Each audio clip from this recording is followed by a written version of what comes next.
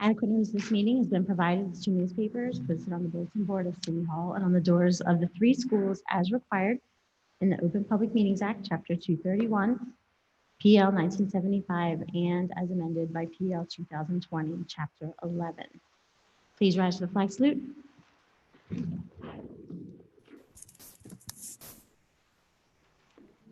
the flag of the United States of America, The republic for which it stands, one nation, under God, indivisible, liberty and justice for all.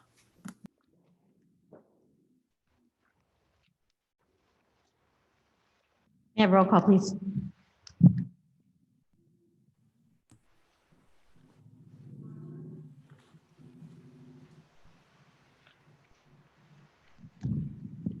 Mrs. Ichiko? Here. Dr. Dalton? Here. Dr. Myers? Here. Mrs. Platt? Here. Mrs. Samuelson? Here.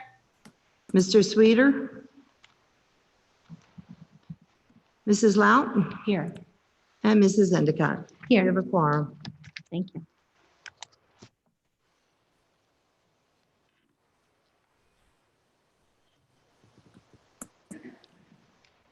Okay, thank you for joining us today for our special meeting.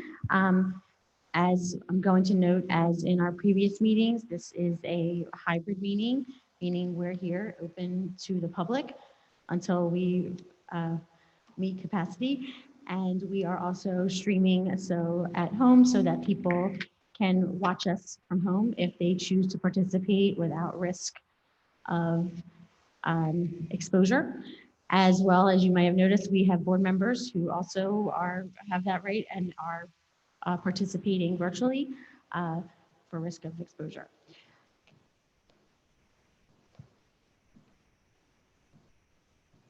Okay, let's move on to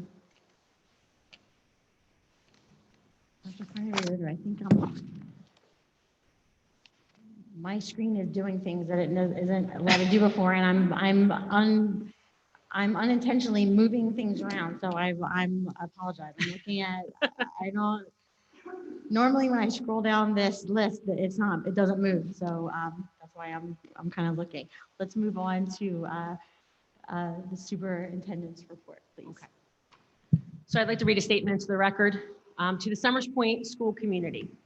As superintendent, my job is to make sure that we provide the students of Summers Point with a thorough and efficient education while being fiscally responsible to the taxpayers of Summers Point. It is a fact that our enrollment numbers are declining and we are not receiving the state aid numbers that we did in previous years, which leaves us with many uncertainties. In addition, we are now faced with a global pandemic, which has caused us to buy additional technology, health and safety supplies, and other items to prepare for the return to instruction in a combination hybrid or virtual manner. Recently, the Board of Education supported my recommendation to start the 2020-2021 school year in a two-pronged manner. Grades pre-K through third will be in a hybrid in-person, pending receipt of the rest of the technology, whereby they will then transition to remote instruction. And grades 4 through 8 will begin their year in remote instruction. It is my anticipation that all students that chose in-person instruction and will tentatively be back in our district in a hybrid schedule around October 23rd, 2020. Once we receive outstanding data from our approximate 195 students, we will be able to verify if it will be possible for 2 days a week hybrid, or we can accommodate all in-person students 4 days a week upon return from remote instruction. While the district is functioning on a primary remote basis, I am making the difficult yet responsible decision for the district to temporarily lay off through the reduction in force certain staff members listed on the agenda tonight, specifically some of our paraprofessionals and part-time secretaries. I do not make this recommendation lightly. Rather, I make it as the educational leader of our district, taking into consideration the roles of the staff members while the district is educating remotely, including reviewing educational efficiency coupled with the fiscal obligations of the district. Whether our students are learning in a hybrid or virtual environment, their education is certainly our priority. My recommendation takes into consideration the educational needs of all students, making sure that no student is denied any service they are rightfully entitled to. As a former principal and director of special education, I understand the monumental role our paraprofessionals and secretaries have in our school district. Paraprofessionals and secretarial staff are an integral part of our school community, and they help us, and they help our students along with our families and support teachers and administrators. My recommendation does not diminish their role as a paraprofessional or part-time secretary in our district. Rather, it emphasizes just one of the many hard decisions we are forced to make during these difficult times. The recommendations I am making tonight are not easy. Rather, they are decisive steps necessary based upon the educational and fiscal responsibilities of our district while balancing the needs of our students and the responsibility of the board of the Summers Point community. Please know that these reductions are temporary in nature, and we anticipate bringing staff members back into the district as we transition back to an in-person instruction coupled with the needs of our district. I want to thank the board, my administrative team, and all the faculty for working at their best interest of the district and supporting our students in these unprecedented times. Thank you, Mrs. Endicott. Thank you, Dr. Reader. Okay, we're going to move on to public forum for agenda items only. And again, as we have been for the past few months, as we've been streaming live for people to participate virtually, people can do so who are participating virtually can do so by emailing public comment at sptsd.org. The public comment will be heard. I do believe you already have a number of public comments that are being sent in. So I'm going to open it to public forum for agenda items only. And why don't we start with the public comments that you're getting virtually first. We can do that. Do you want to start, Dr. Rimmer? Just before we start, to make those present here and those at home aware, the overall duration of public comment is not to exceed 30 minutes. So we will allow time for those who are participating virtually, who have submitted public comments, for those comments to be read, and then we'll also allow time for the people who are here who, if they have public comment as well. Okay, Dana Loplad, I apologize. First, I would like to apologize for not being able to attend the board meeting tomorrow. I'm currently out of state and will not return until late Tuesday. I have been a paraprofessional with this school district for 17 years. I have lived in Summers Point for almost 30 years. My two boys graduated from Jordan Road School. Our family continues to volunteer in this community, giving back so that our town will continue to thrive. To say that I have a vested interest in our community is an understatement. I believe that laying off the paraprofessionals and secretaries who dedicate themselves to our district will have a lasting negative impact on our students and in turn our community. I have a few questions for the public session of the board meeting scheduled for Tuesday, August 25. How will you be accommodating the students with support or a one-on-one aid written into their IEPs? How are you determining which paraprofessionals and secretaries will be laid off and which will remain? Once our district returns to in-person instruction, will you commit to bringing back any laid off personnel? Just as with in-person instruction, I believe that paraprofessionals could attend the virtual classes of the teachers who have students who may need additional help. If a student falls behind, needs extra help, needs to be in a smaller group, or even requires one-to-one help, the paras can help them out of take them out of the larger group and give them the individual attention they need. A virtual classroom should be as close to a regular classroom as possible, and this is what we do during in-person instruction. Has there been any discussion regarding how the paraprofessionals are able to assist the teachers during virtual instruction? Sincerely, Dana. Thank you. Okay. Next comment? Yep. Darcy Broglin, 8th grade teacher. At the last board meeting, the public was informed that the staff at Jordan Road would be encouraged to work from the building, but accommodations would be made for those with medical issues and childcare issues. Less than 24 hours after the conclusion of the meeting, we received an email which stated that all staff would be required to teach in the building and that no accommodations would be considered, which is contradictory, or which is a contradiction to what was stated publicly. Why the sudden change?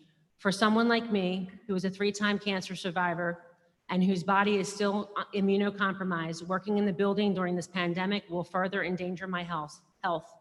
Also, it has become apparent that the air quality in the school is substandard.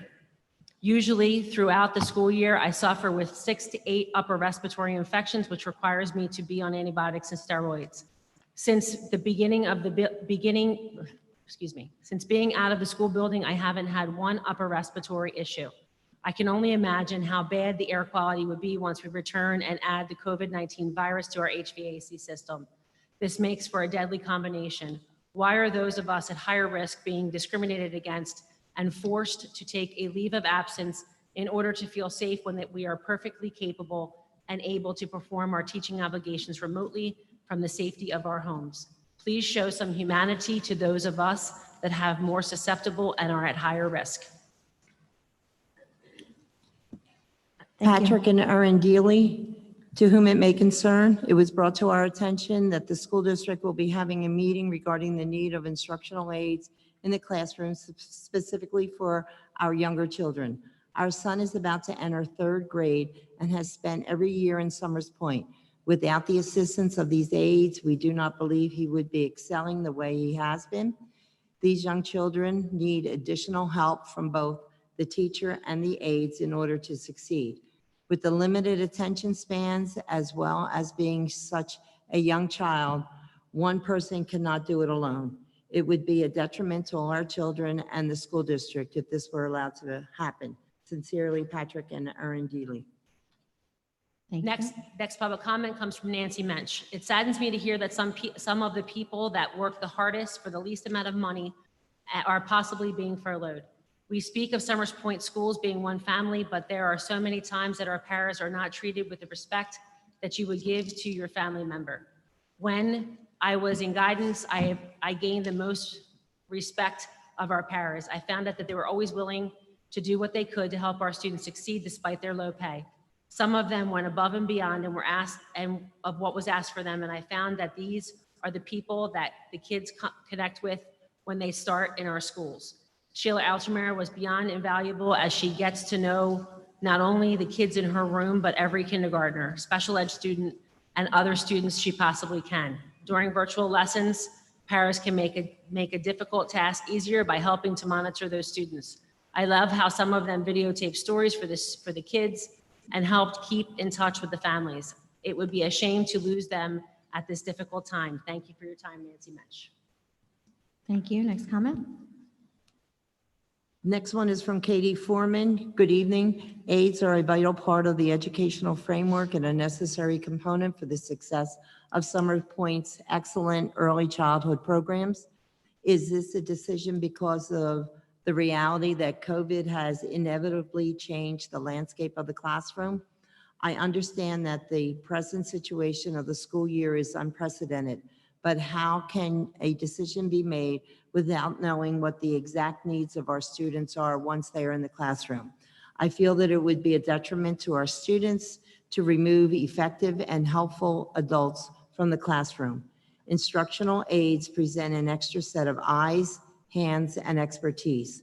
I have witnessed the synergy between teachers and aides and how students respond in such a positive classroom environment.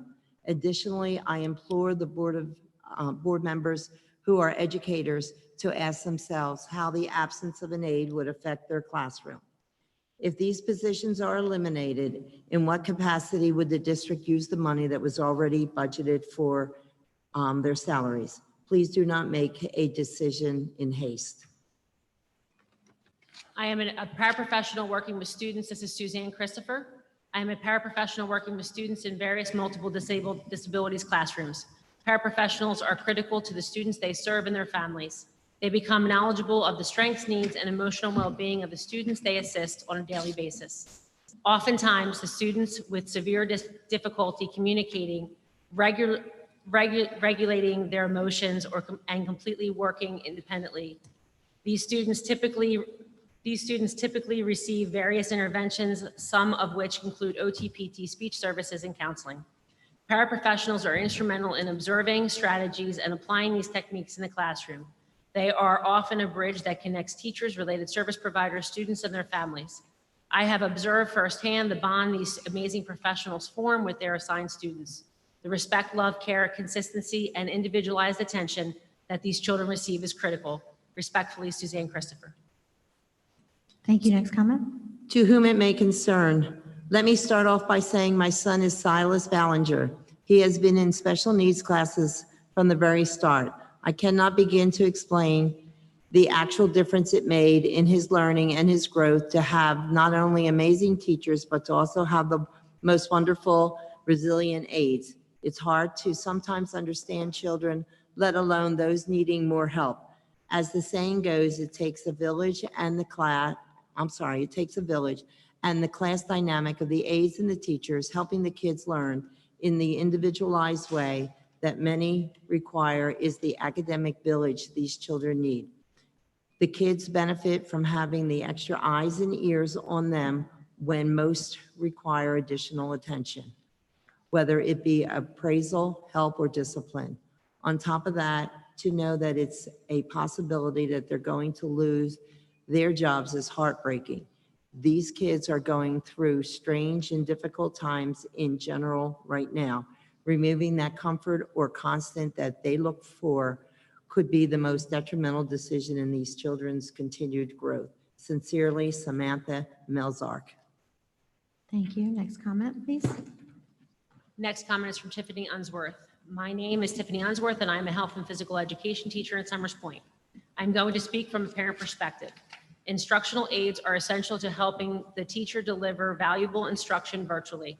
My son was in kindergarten self-contained at Dawes Avenue last year, and I witnessed firsthand that the assignments posted, small group and individualized Zoom sessions they ran on their own and helped in the classroom teacher visit and the teacher and deliver instructional items and prizes for doing the great work.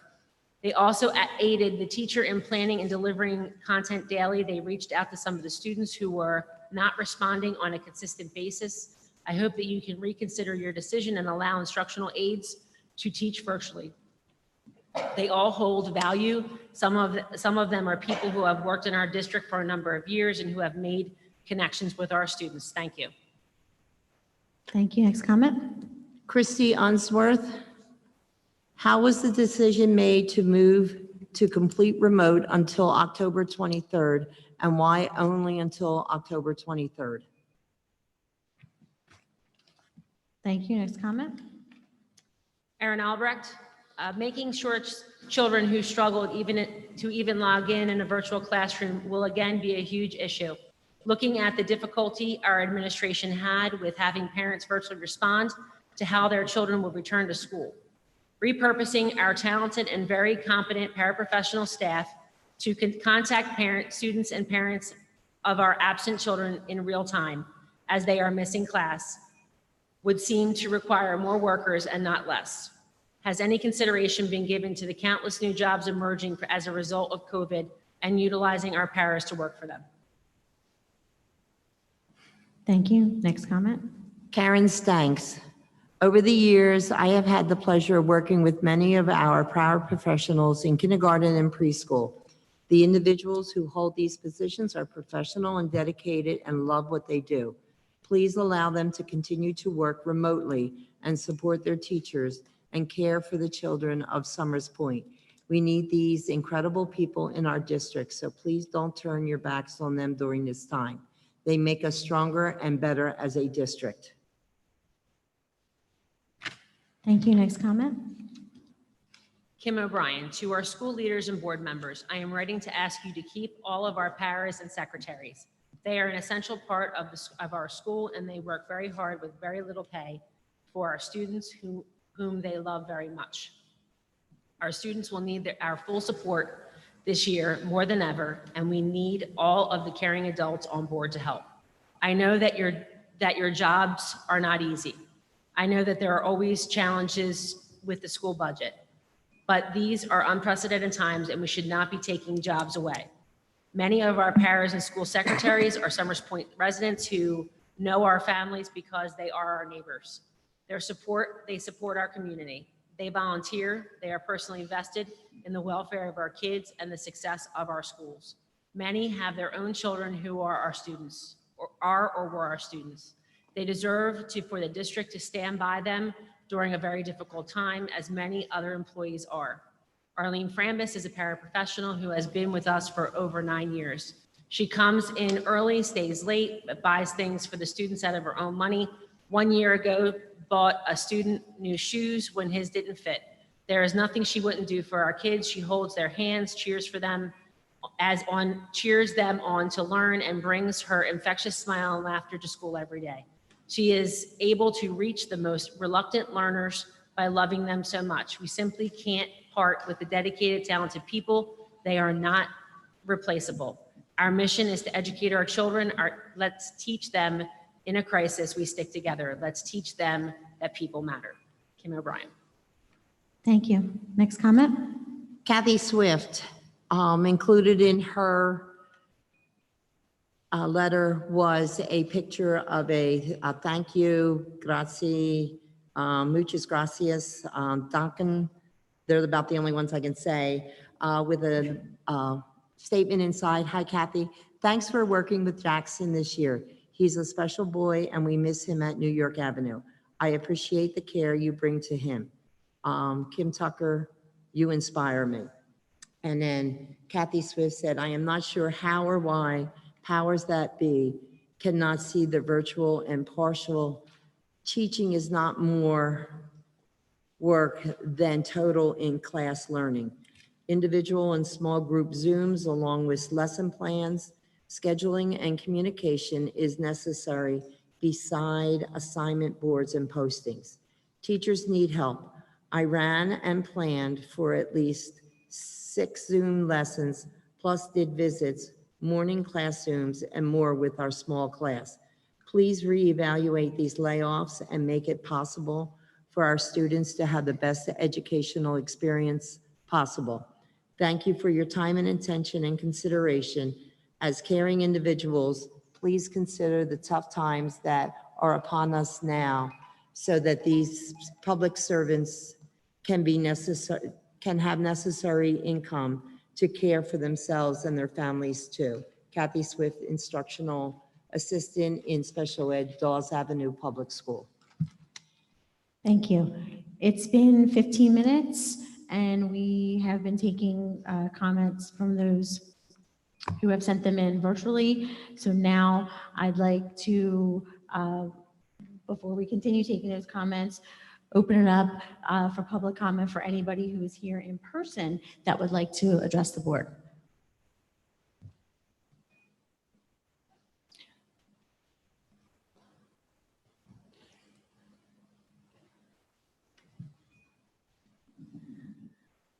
Please state your name and address for the record and any affiliation you have. Perfect. My name is Lisa Ireland. I live at 143 West Pearson Avenue in Summers Point. I have children. Excuse me. Can you Yes. pull the microphone down to your mouth a little bit? Is that so I can better? hear you? What is your name again? It's Lisa Ireland. I live at 143 West Pearson Avenue in Summers Point. I have 2 children in the Summers Point School District, and we've been residents of Summers Point since June of 2015. Dear members of the Board of Education, good afternoon. My name is Lisa Ireland. My husband is Andrew Ireland. We are the parents of 2 Dawes Avenue students. It has come to our attention that the board will be discussing the employment of support staff within the school district. We wanted to take a moment tonight to share with you the profound impact paraprofessionals have for families like ours to help you make the most educated decision regarding this topic. We first want to acknowledge that these are unprecedented times and the school district is doing its best to follow the sometimes confusing guidelines set forth by multiple authorities. As the parents of a child with a compromised immune system, we are forever grateful for your efforts to help keep all of the children and the faculty and their loved ones safe and healthy. When we enrolled our 3- and 4-year-old boys to start pre-K in 2016, we were expectedly nervous but greeted by not only outstanding teachers, but also an out-of-this-world group of classroom aides. Over the past 4 years, we've witnessed our sons build trusting rapport with these aides who they could count on from being there from school year to school year. One relationship that was particularly special was that bond between my son and his one-on-one aide, Jane Berry. This bond that our son developed with his aide over the 3 years that she was by his side was like no other connection we have ever witnessed him form. There were many mornings where we listened to our mostly nonverbal son wake up and ask for Mrs. Berry by name before anyone else, including us. One day, after she was no longer his aide, she got to say hi to him during the school day. That evening, he kept saying Berry over and over again as he played. We found out the following day about her visit with him. That was the first time my child ever did something so simple as to tell me about his day, a skill so many of us take for granted. As the parents of a child who cannot speak complete thoughts or sentences, we count on the school to be his voice and help him learn to use his voice. As a parent of a child who is legally blind, we count on the school to be his eyes and help him to see. To contribute to an environment that fosters a love for learning and independence, and to know him. In order to do that, there needs to be consistency in personnel, regardless of whether the lessons are held virtually or in person. This cannot be accomplished without classroom paraprofessionals. Aides are necessary because everything in a self-contained classroom takes more time and more effort. Chemistry, a trusting relationship, and an understanding between these aides and our children are not instantaneous. I'm sorry, time. 10 seconds left. Thank you. Combining a response to instructors with the understanding that teaching students like ours takes additional time, we cannot forego the benefits paraprofessionals provide us. When school went virtual this past year, I lauded the Summers Point School District for the seamless transition, even though it felt like everything was up in the air. I believe wholeheartedly that it was executed gracefully despite the lack of time afforded to us all. Thank you. Anyone else like to address the board? I'm sorry?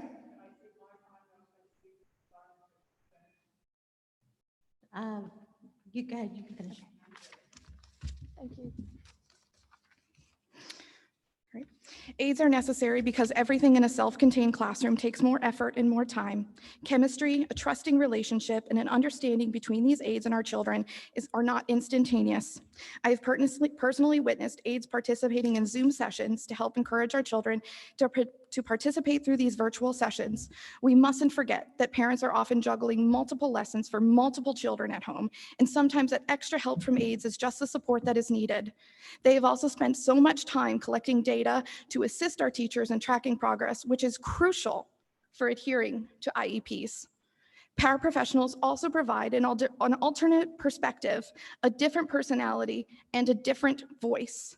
Those who are familiar with working with people with special needs will tell you that this can be the difference between accomplishing a goal and not achieving the task set before you. My son will always view us as our most important roles, mom and dad.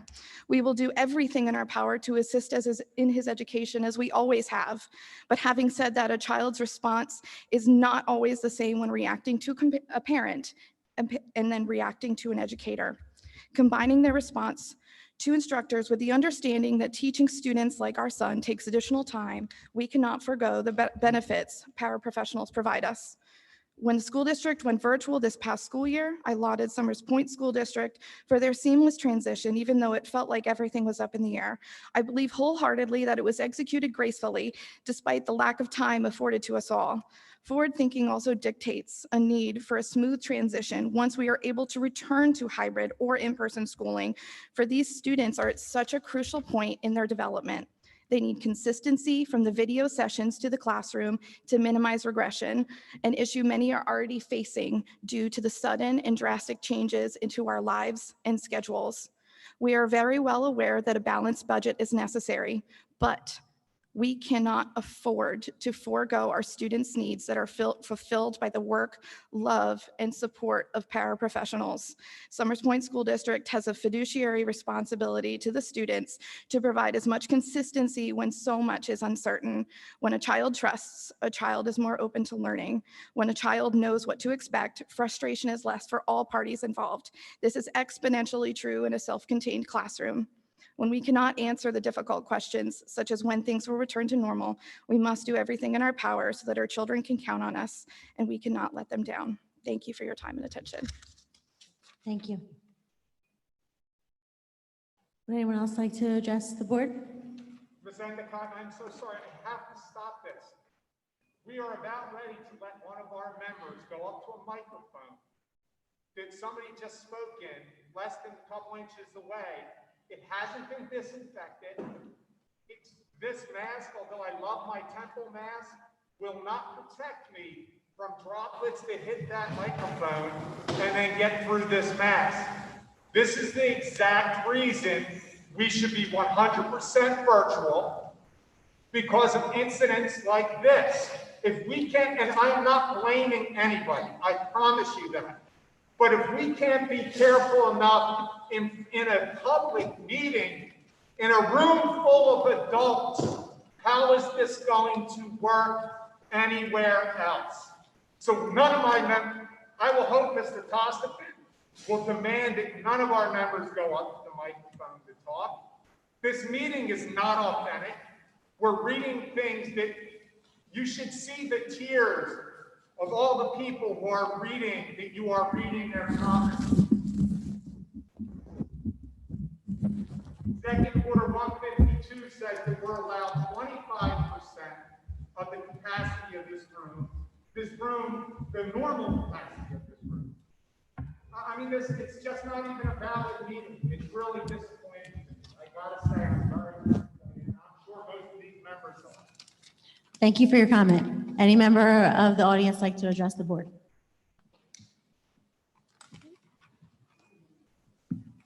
Well, I'll trust the board. Go.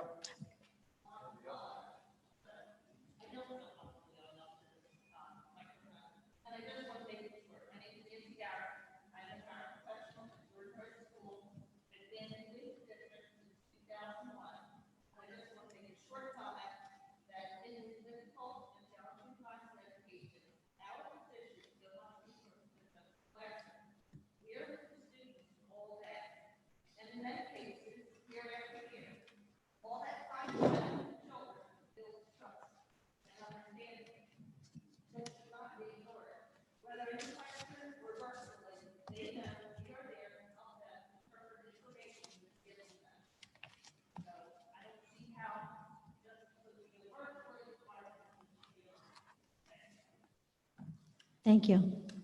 Any member of the public like to address the board?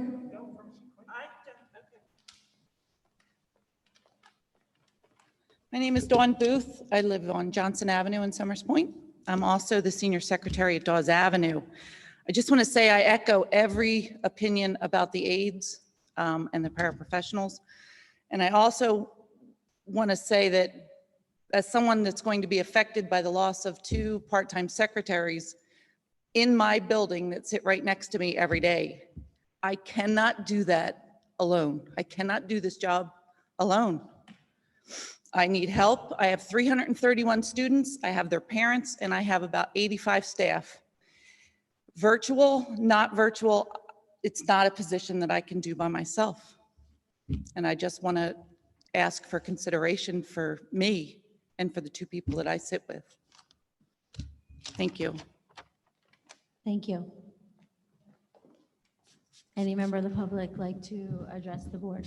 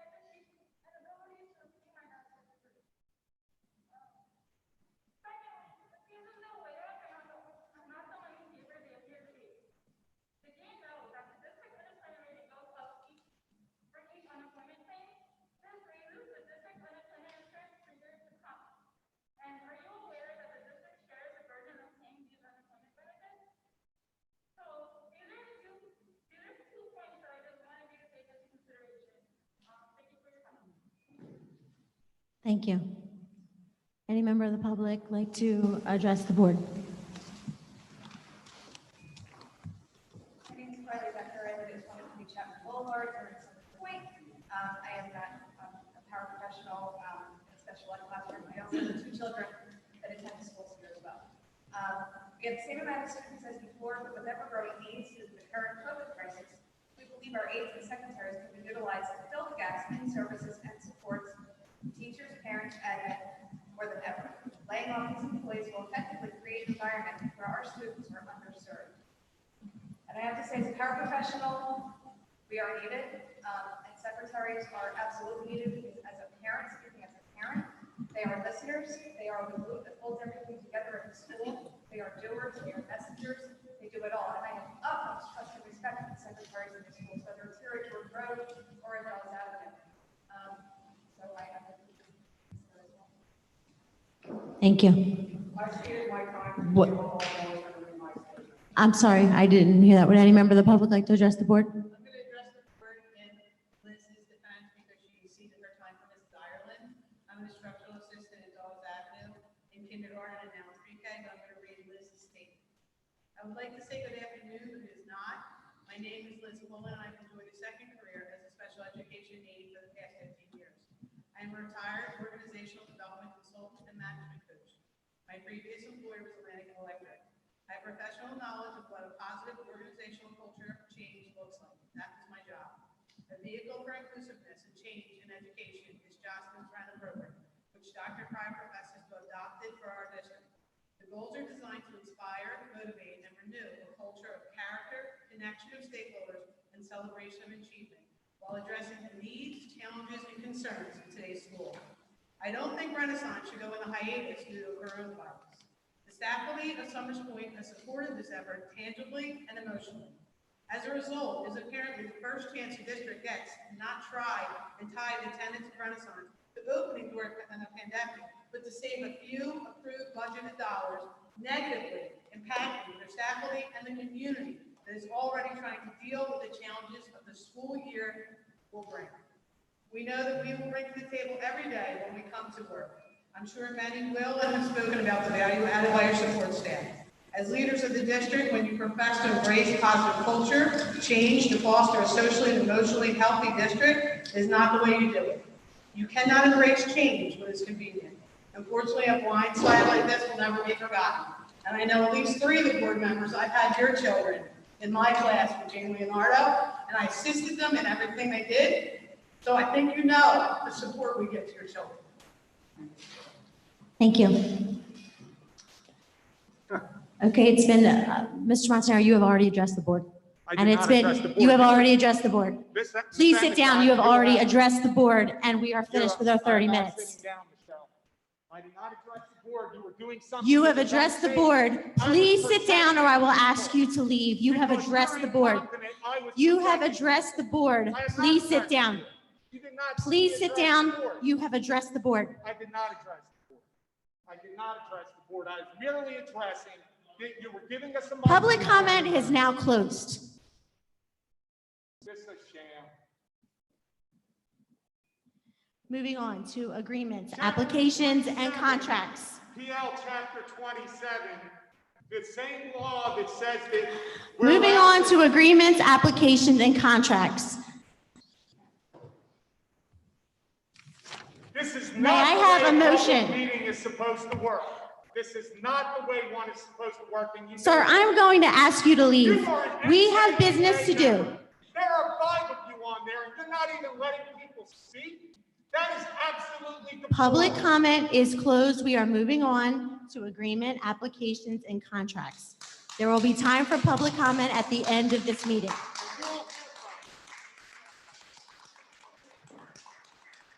Can I have a motion for 4A?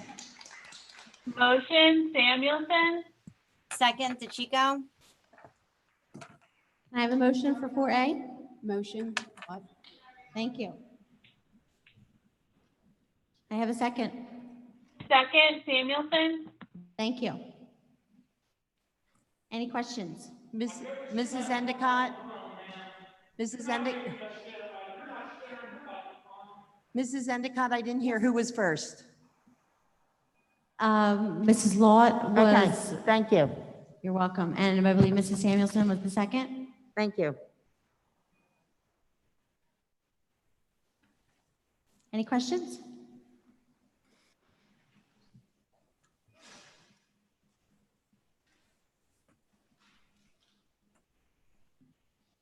I have a question. We put a bid out, and Infinity was the only other one besides Dr. Romer? Greater Egg Harbor Regional Busing for contracts? busing. These are busing contracts for our special needs students, as well as those students who are more than 2 miles away from their home school, which would be Dawes Avenue. Right, my question was you had said, when I look at the information, it said that the only other responding vendor was Was- Integrity. Was Integrity Transportation, and they were the same busing company that transported your children last year. Right. It was done through Greater Egg Harbor Regional School District's consortium. Okay, Okay? any other questions? Have a roll call, please. Dr. Myers? Yes. Mr. Sweeter's absent. Mr. Conover? Mr. Sweeter was Sweeter's on. here. so you Oh, know is the he? call. Mr. Yes. Sweeter? Yes. Yes, thank you. Mr. Conover? Yes. Mrs. Platt? Yes. Dr. Dalton? Yes. Mrs. Samuelson? Yes. Mrs. DeChico? Yes. Mrs. Lout? Yes. And Mrs. Endicott? Yes. Thank you. Motion passes. approved. Thank you. Dr. Carney Regator, I wanted a chance, my plan was to, I know we moved forward, but my plan was to ask you, after we closed public comment, after our 30 minutes, and we closed it, did you want to answer any of the questions that were asked during it? I jotted notes during some of the questions that were asked, but I wanted to give you the opportunity if you wanted to answer any of those questions. Sure. Can you, because I was reading with Dr. Romer, Mhm. you want to go ahead and ask me some of those questions? I'll be happy to answer them. Yes. Hold on, let me start at the beginning. The first one is the 23rd. Why was the 23rd chosen? The 23rd was chosen to give us some time to evaluate the onset of flu season in conjunction with COVID-19. It is irresponsible of me to put us all the way through the new year without taking time to reevaluate things. So this gives us quite a few weeks in order to see what happens and organize. And then if things need to be adjusted at that time, we will adjust them at that time. Okay, thank you. First question was, how will you be accommodating students with support or one-to-one aid written in their IEPs? All IEPs have been addressed, and that was ensured by our supervisor of special services. We have 15 recommended paraprofessionals that will be staying, and this is actually, it will also answer one of the other questions, will be employed during the remote learning process, and that is in order of seniority. So it's how we address it is last in, first out. But they will also have the opportunity, once we go back into a hybrid in-person schedule, to be brought back into the district. This is not a permanent situation. As I've said many times, this is a temporary situation to address our current COVID situation. Okay, that was, you answered two of the other questions. Okay, has thought been given for work given to, has any thought been given for work to be given for Paris to work remotely? Thought has been given. There are the paraprofessionals that are involved one-on-one or one-on-two with students obviously will still be involved with those students because our special needs students and their IEPs need to be met. Have also been discussion with the executive board yesterday about possibilities, but at this time, I'm not making any recommendations for remote learning. sorry, you haven't been, I missed that last sentence. You haven't- We're not making any additional recommendations at this time for remote learning. Okay. Another question was, there was a change that what was said publicly when the decision was made and the board approved remote learning, there was a change from what was said publicly and teachers working in the building. That was another question. Correct. Teachers, actually, the entire faculty will be requested to work within the building. If ADA accommodations, and let me clarify this, if ADA accommodations are needed, that request needs to be put in with my office, and we will make sure that we investigate that. And if accommodations are warranted, we will handle that as such. Okay. If the positions that are on the agenda tonight are eliminated, what capacity would the district use the money that was already budgeted for their salaries? Dr. Rumor? I am sorry. I am That's having a okay. lot of trouble That's hearing okay. it. I'm sorry. If these positions are eliminated, in what capacity would the district use money that was already budgeted for their salaries? That would be up to the superintendent and the Board of Education. As Dr. Cry mentioned earlier, that there were a lot of technology that has been purchased in order to accommodate the road back.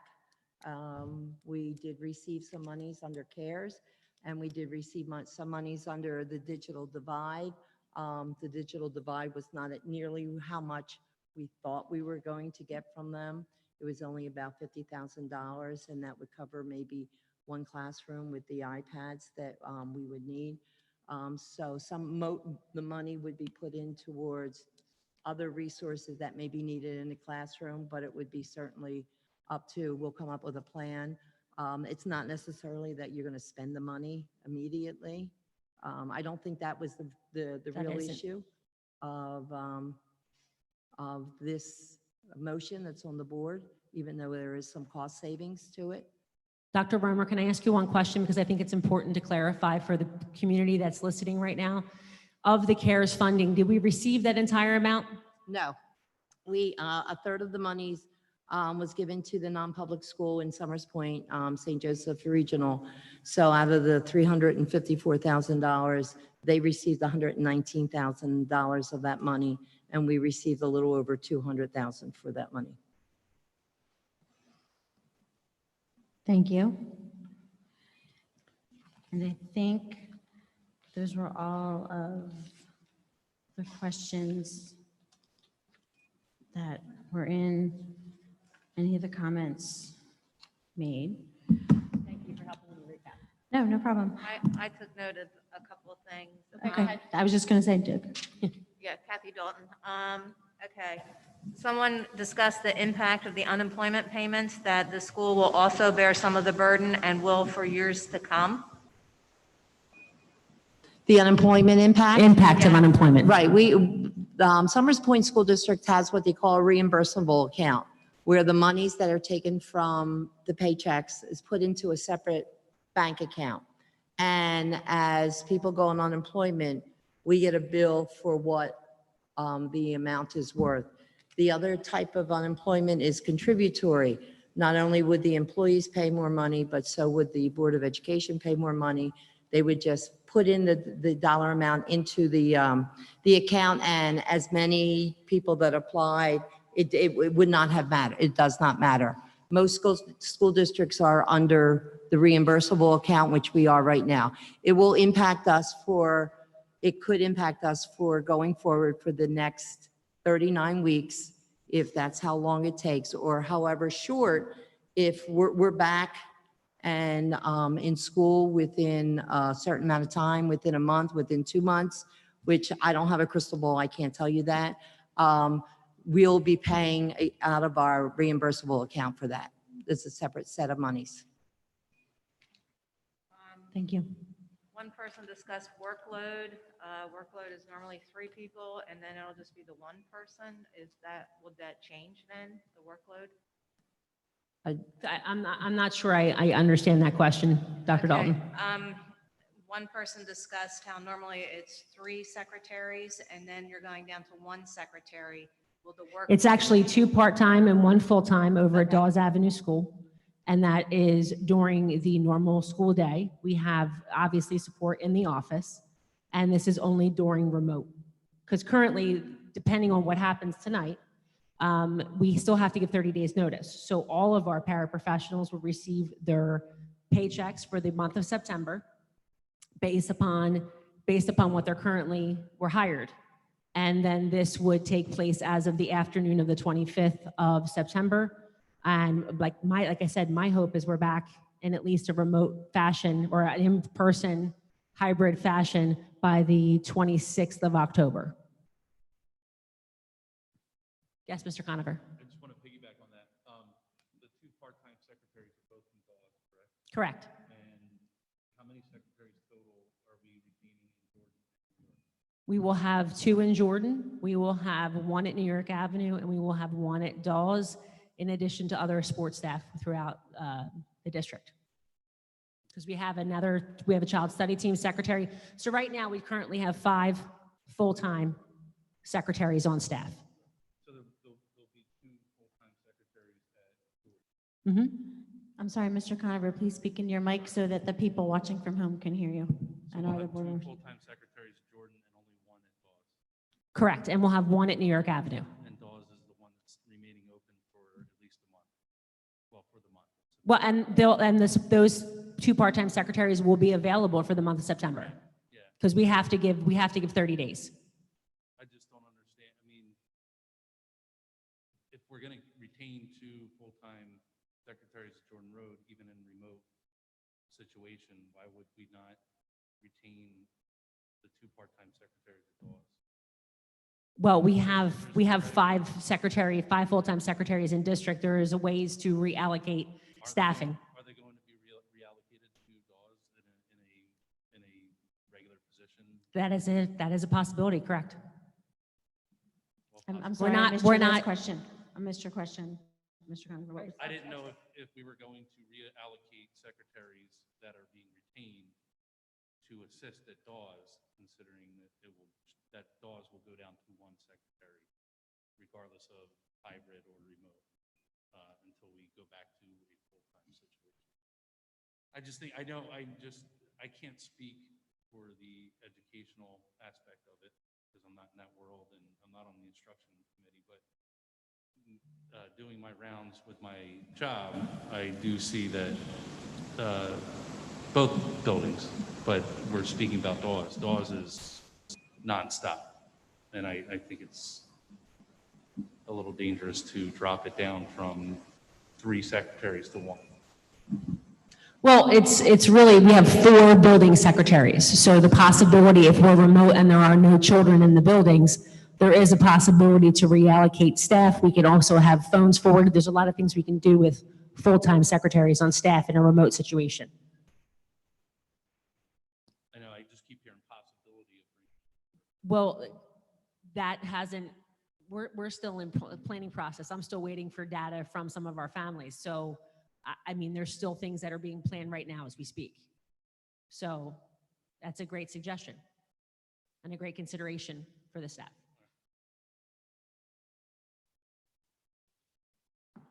Okay, so in terms of, we addressed the questions that were asked in public comment, can you, and you answered them, thank you. Can you, in response to these questions, kind of overall, the positions that so many of these questions are about, the actual positions, what job responsibilities do these positions currently have, and therefore why the recommendation to furlough those specific positions? You mean to reduce force? Yes. Okay. So the reason we're suggesting reducing in force is because we have, we have 4 kindergarten paraprofessionals currently positions. And those positions are to provide support in the classroom for bathroom breaks, et cetera. which in a remote situation is not something that is going to necessarily have to be done, obviously. And we also have our paraprofessionals, 5 paraprofessional positions at the pre-K buildings as well. And those positions are, again, to provide support for developmental situations with younger children. The positions, I asked the supervisor of special services to ensure that when she looked at her staffing for her paraprofessional staff, that she would look at, to ensure that all of our IEPs are met. And if there were positions that were not needed during a remote only instruction, that we would look at those situations, and we have met all IEPs, and we are recommending for 3 classroom positions to go. Now, that is not based upon those positions being held by certain people that are positions, and it is by seniority. So it's the top number of people that would get those positions and be reallocated to those paraprofessional positions, and it would be last in, first out. So the positions that are in question, you're saying are the kindergarten and preschool. General education positions.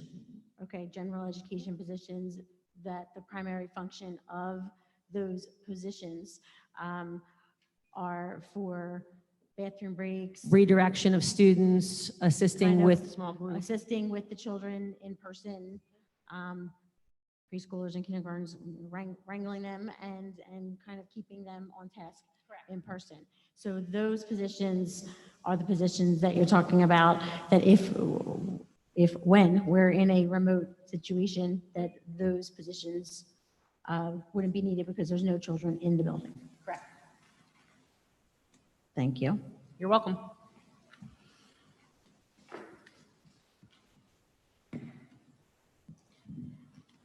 Okay, moving on to personnel. Can I have a motion for item 5A, please? Motion, Samuelson. Thank you. Mrs. Samuelson? It came out a little slow, just making sure. Can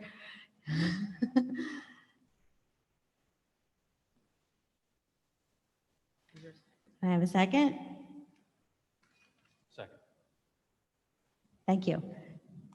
Any questions regarding this agenda item?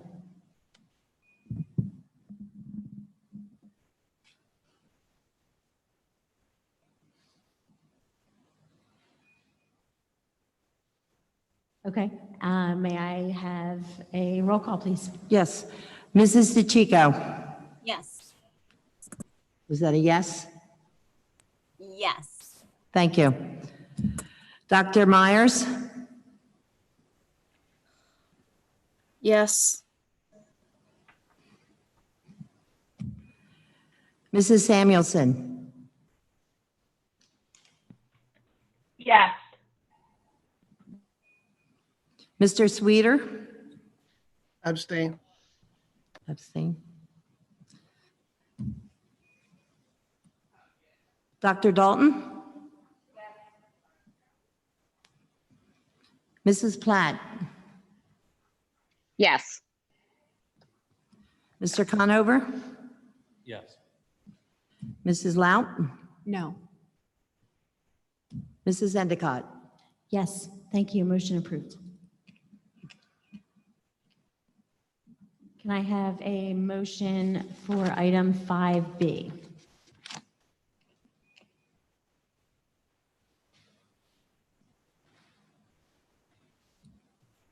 Motion, Samuelson. Thank you. Dalton? Thank you. Any questions?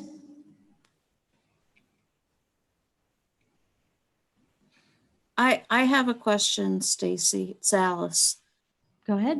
What is the difference between this group having reduced hours? Why are they just reduced and not furloughed? Because these are required by IEP needs. Okay, perfect. Thank you. You're welcome. So I had a question as well. Okay, Mr. Conover. That part I understood, but how do we do the calculation in the reduction of hours? How do we I'm do- sorry, Mr. Conover, I can't hear you. How do we do the calculation in the reduction of hours? It's a recommendation of the supervisor of special services based upon the needs noted in IEPs. Is she here tonight or today? She was here today, but she's not here tonight. But she went through it with her team and reviewed it and made sure that we were meeting all the needs of our special needs students.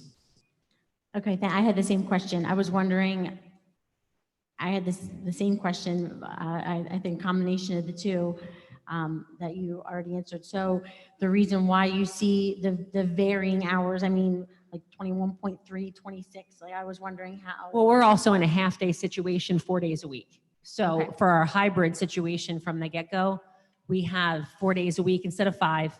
We're a half-day versus a full day. So that is some of the adjustment that started initially with the hybrid situation. And as we move into our fully remote situation, we're still half-day. So it's making sure that those needs are met on a half-day schedule. I was under the impression, though, that the half-day schedule was a reduction in hours for the day for stuff like lunchtime and not actual instruction time. Well, there is a reduction. It's a half-day schedule. So it's a 4-hour and 20-minute day for the students. And then there is reinforcement in the afternoon. So some students will receive small group instruction in the afternoon. Because we still have contract obligations to meet, which are prep, lunch, and different things that have to go within a certain 7-hour day. I'll let you go because I'm still not understanding you. Go ahead. I missed the last thing that you said, but you're saying that you're gonna arrive at those hours because the hybrid schedule is half day. And so those are the total that are required in each IEP, and that's the amount of hours that each para would be needed because it's an abbreviated day situation. And I did send out the reduction, to make sure you have some clarity as to where they were and where they will be. Yeah, I know, I saw that. I think No, you're. I saw it as well. It just still doesn't mean I understood it. That's why I was asking Your the question is how did it go from one number to the other? Just in a general sense, I was under the impression that our remote learning days were reduced to half days because certain things just weren't occurring, like lunch or whatever, just non-learning times of the day. So I was under the impression that most of the remote learning, it was just all learning, correct? They were all. Well, it's also very tedious to have a student sit in front of a piece of the technology for the entire school day. So basically what's happening is students will come in the morning, they will have a full schedule in the morning, they will be dismissed. If they're in a hybrid situation or remote, there will be a staff lunchtime. Because I have to provide lunch and prep, and then there will be additional instructional time in the afternoon. Normally that's staggered based upon scheduling, but we don't have to stagger that at this point because everybody will be eventually remote.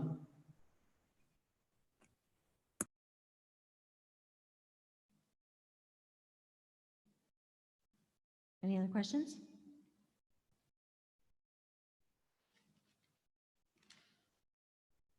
Okay, hearing none. May I have a roll call, please? Mr. Conover, Yes. Mrs. Samuelson, Yes. Dr. Dalton, Yes. Mrs. DeChica, Yes. Mr. Sweeter, Abstain. Mrs. Platt, Yes. Dr. Myers, Yes. Mrs. Law, No. Mrs. Endicott. Yes, thank you. Motion approved. Okay, moving on to public comments. Mrs. Endicott, I have to find it in my emails. I do have one person who asked for something at the second open public meeting. Okay. I did as well. Was it that Mr. and Mrs. Smith? I don't know. Okay, I will get to that in 1 minute. I wanted to open up if any members of the public that are present here wanted to address the board. Okay. First.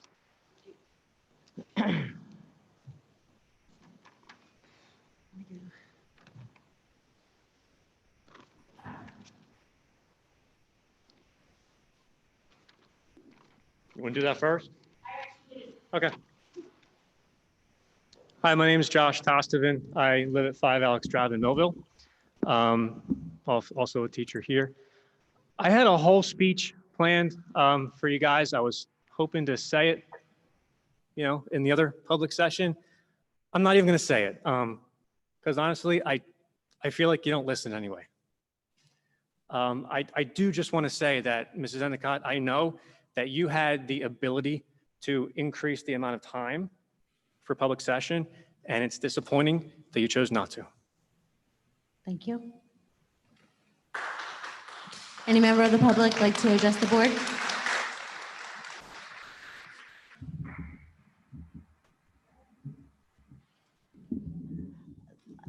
Just because you already had the chance to speak, I want if somebody else wants the chance to speak. Sure. Stand up, just state if you want to stand there, that's fine. Just try to be loud so everyone can hear you and just state your name and your address, please, for the record.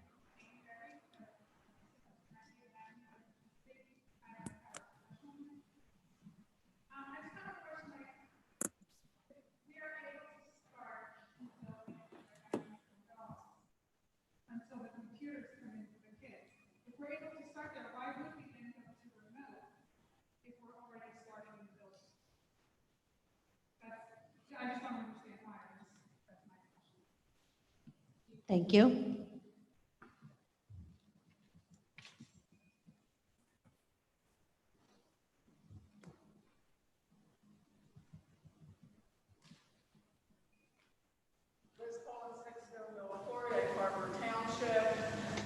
I'm sorry, you already had a chance to address the board. I'm going to let somebody else who has an opportunity first, and then if people want to talk again, then we'll let you do that. I just want to give everybody the chance to do so. I'm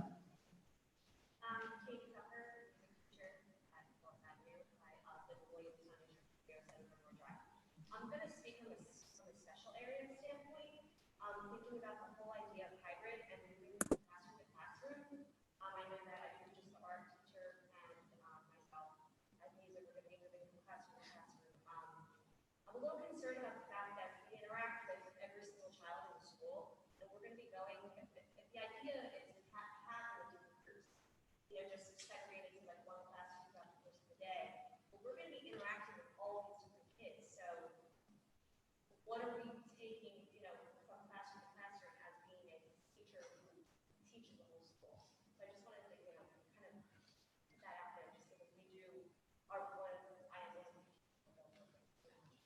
I'm sorry, what was the last sentence, not the last sentence, but the sentence before what you just said? I didn't hear all of it. I'm sorry. I'm sorry. No, it's okay. My biggest concern is just being a special area teacher and going from classroom to classroom. I'm going to be interacting with every kid in the school.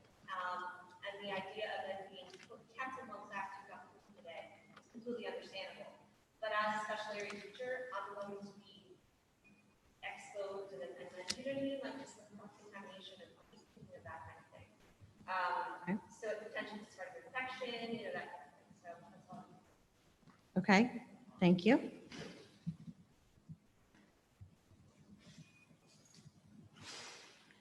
Any other member of the public like to address the board?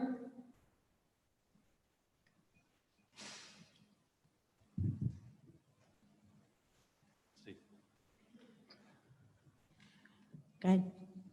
Liz Collins, 601 Department Township, special ed, 8 years, 12 years.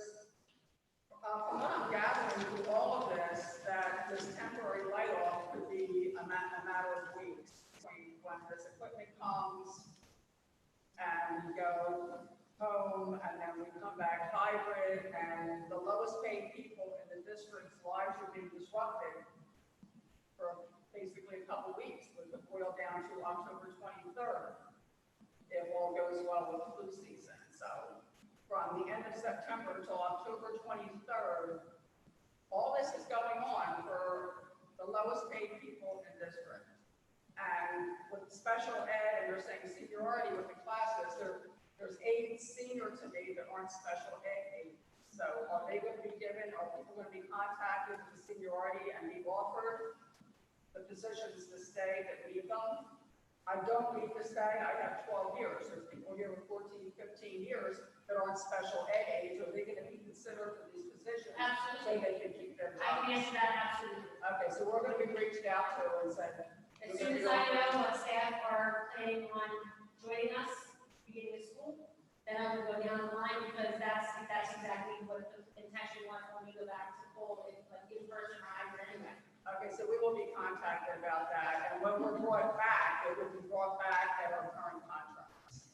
The contracts will be signed in June for the pay, that contract will. That is our intention, and I guarantee you're not gonna be in a hybrid and a half-day situation. I mean, that is something that is unknown right now. Right, but if we are back fully, when we go back fully, we will continue. The contracts for full-time the contracts for full day employment will go back to when they were in a perfect situation.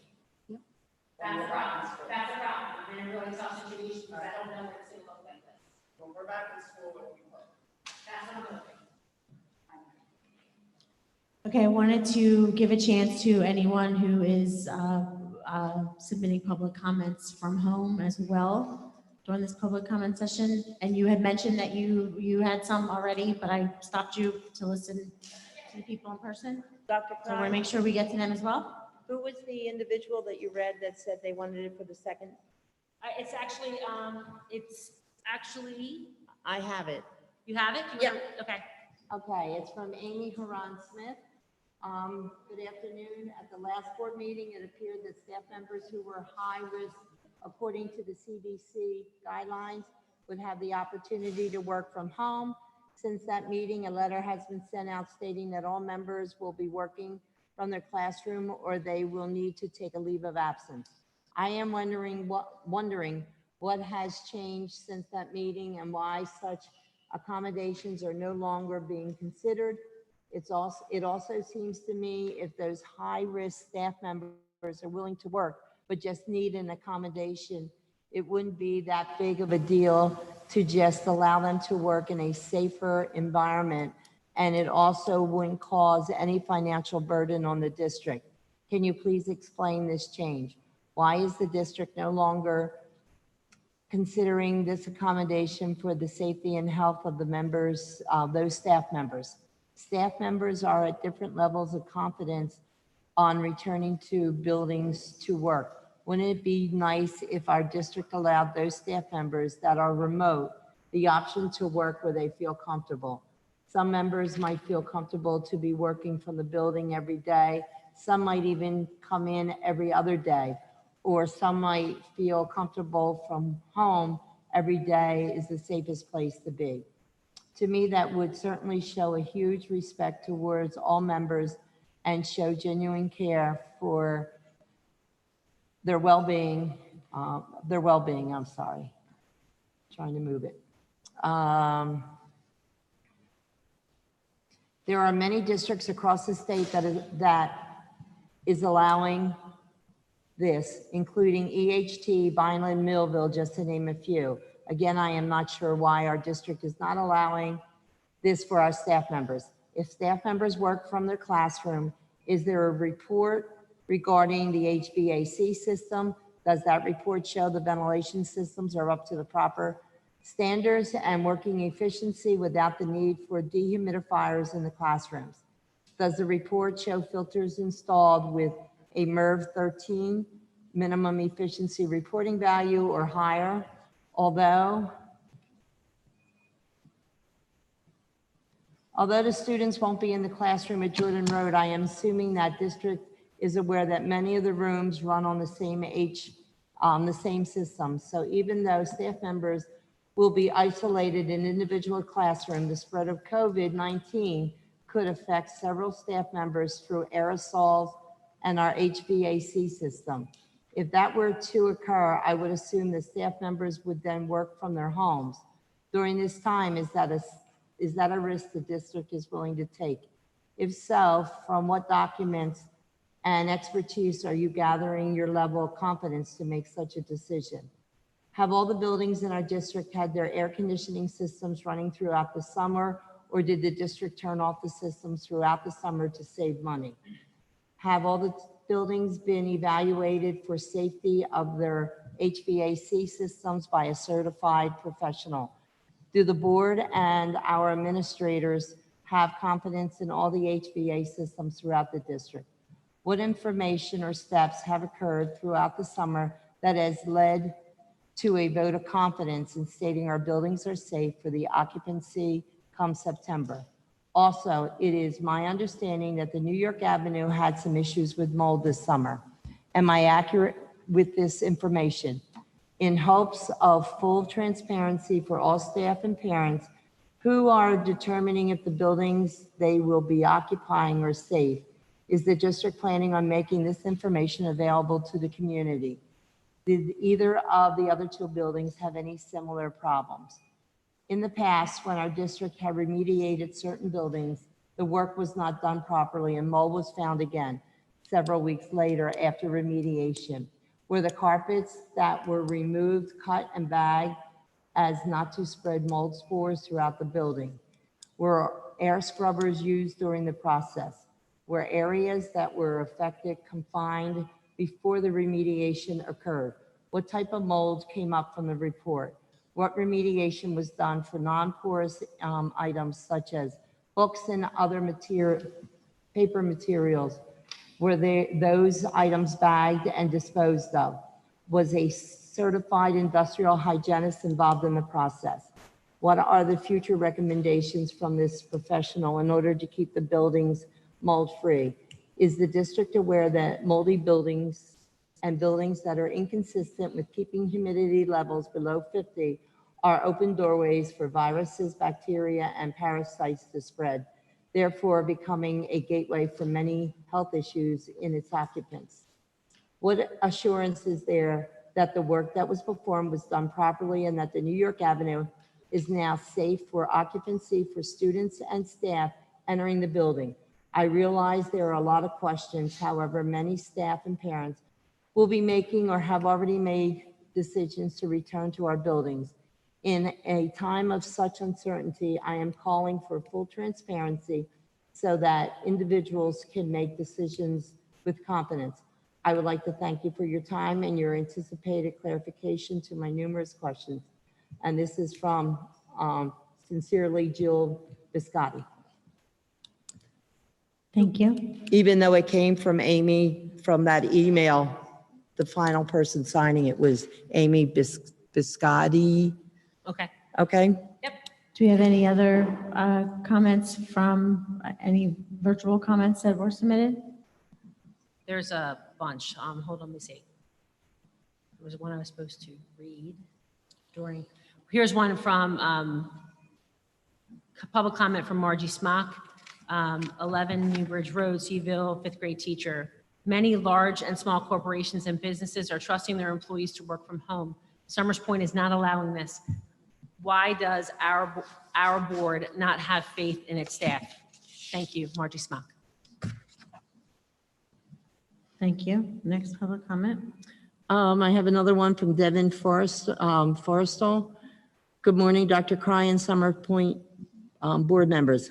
I am attaching an online petition created by concerned parents over the furloughing of our instructional aides. I will not be able to attend today's board meeting because of work, but I wanted you to know our concerns. Even if not in the classroom this year, our aides are a tremendous help to our already burdened teachers. This is a difficult time for everyone in education, and it doesn't seem like a good time to strip our teachers and students of the extra help that our aides provide. What are the reasons for this decision? Also, in furloughing these employees, where is the money going? We know this is a difficult time for anyone in the education system right now, and I can't imagine the tremendous amount of stress everyone is under. But taking these aside, away from our teachers, I'm sorry, but taking these aids away from our teachers and students, especially in times like these, seems like the wrong decision. Thank you. Okay, I have Thank another you. one. Public comment? One more time? Okay. Good afternoon. At the last board meeting, it appears that staff members who were higher risk according to CDC guidelines would have an opportunity to work from home. Since that meeting, a letter has been put out stating that all members will be working in their classrooms or they will need to take a leave of absence. I am wondering what has changed since that meeting and why such accommodations are no longer being considered. It also seems to me if those high-risk staff members are willing to work but just need accommodation, it wouldn't be that big of a deal to just allow them to work in a safer environment. And it also wouldn't cause any financial burden on the district. Can you please explain this change? Why is the district no longer considering an accommodation for the safety and health of those staff members? Staff members are at different levels of confidence on returning to work. Is this the same? It is. Sorry, I apologize. That's the same one. Thank you. Any other? There are. Good. Next. Luann Bennett. Hello, Dr. Cry and members of the board. Excuse me. I am Luann Bennett, 19 Gulf Mill Road, and proud pre-K teacher. I have had the privilege of working with our fine paraprofessionals as kindergarten teacher for many years. I realize that you are all well aware of their value during in-class instruction. So it goes without saying that they not only enhance our students' educational experience, but they can also act as liaisons for our community. The professionals that I have been lucky enough to work alongside include Suzanne Kepner and Arlene Frambis, have made positive connections to the students and families we serve. I can see this role being even more necessary during our time teaching virtually. These dedicated professionals can assist in making and sustaining those important connections. Last year when I taught first grade and worked tirelessly to maintain communication with all my students, I already had the advantage of teaching students who were previously connected to the school and to me. I am concerned that our younger students and many of the families are going to need more support as we move to remote learning. When we speak about 3 to 5-year-olds and those with special needs, we need to consider presenting shorter yet perhaps more frequent learning bites. Our aides will be invaluable in delivering those opportunities and helping with frequent communication in order to track the varied needs of our students and families. I strongly urge you to keep our paras employed during our virtual time. As Summers Point residents, my husband and I are very appreciative of all the hard work and wish you the best in making all these difficult decisions during this trying time. Sincerely, Luann Bennett. And the other ones that I have that we printed out that will become part of the record are all from the very beginning. I don't have anything else from after that I can find for, the second session. No, that's okay, whatever. Okay. And that's pretty much all the comments that we have left that will be admitted into record. I'm sorry, let me back up. There's one here that says Jennifer Rowe, 2705 Erie Avenue, Summers Point, 7th grade teacher.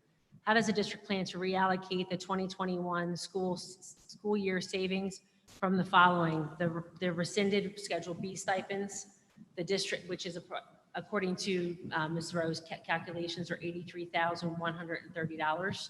The district contributions to the 2021 6th grade Stokes trip, approximately $6,000. The unnecessary RIF of our paraprofessionals and secretaries, approximately $52,861. I'm not sure where these figures are coming from, but and the reduction in hours from our paras. This is a minimum approximate savings of $135,000. Where are the funds going for the 2021 school year? And is the savings worth the sacrifice of our students and staff? Jen Rowe.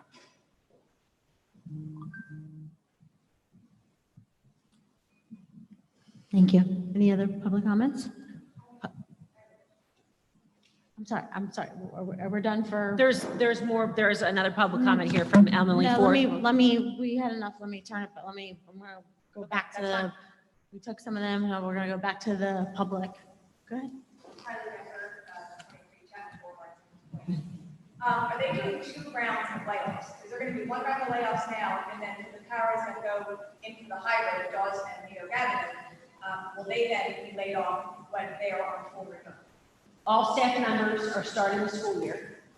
The 30-day notice would start as of tomorrow, which would take us to September 25th.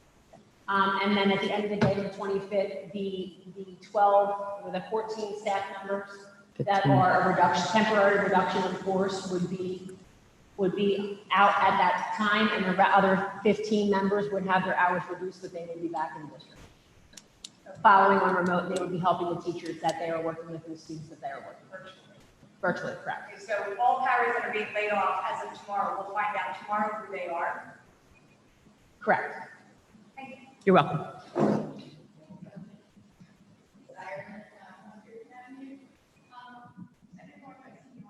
Correct. How are you taking into consideration as far as placement with the students who are in self-contained classrooms? Will those parents have to remain within those classrooms in order to preserve the education and the students' expectations of their students that they develop through those virtual sessions in order to maintain, even if they were previously a special education parent and then they're changing to a special education parent, are they going to even kind of like abandon the students? That is not our intent. Our intent is to keep the stability of the people that will be in those classrooms with the students and readjust the remaining staff. Go ahead, Tammy. That's okay. My concern is I was talking to a teacher, knowing how much my parents do. Mhm. Just speaking, I guess, from the school and spoken and speaking, and maybe some people who say no, they did not like to be in the self-contained classroom, and I've heard that multiple times. Which is different perspectives of people not wanting to, and that's fine. But we know that there's children with special needs. Mhm. So if they choose to come back with that mom and say no, maybe back in love, like Lisa said, I guess we choose to look for the hard to go hybrid for the teacher. And I understand that. Our hope is that the staff that will be retained will stay. I can't obviously, again, like Dr. Romer said, I don't have a crystal ball, but we do know the importance of consistency for our special education students. So we're going to hope to keep that consistency the same throughout the school year, whether we're remote, in-person, hybrid, whatever it looks like, that's our intent. And I know that Mrs. Wagner-Fain has taken all of that into consideration. You're welcome. Any other members of the public like to address the board? Yes, go ahead. I'm sorry, I can't.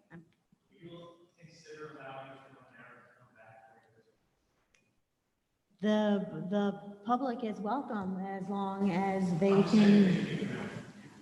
Well, the public is welcome as long as they can control themselves and behave in an appropriate manner for this meeting.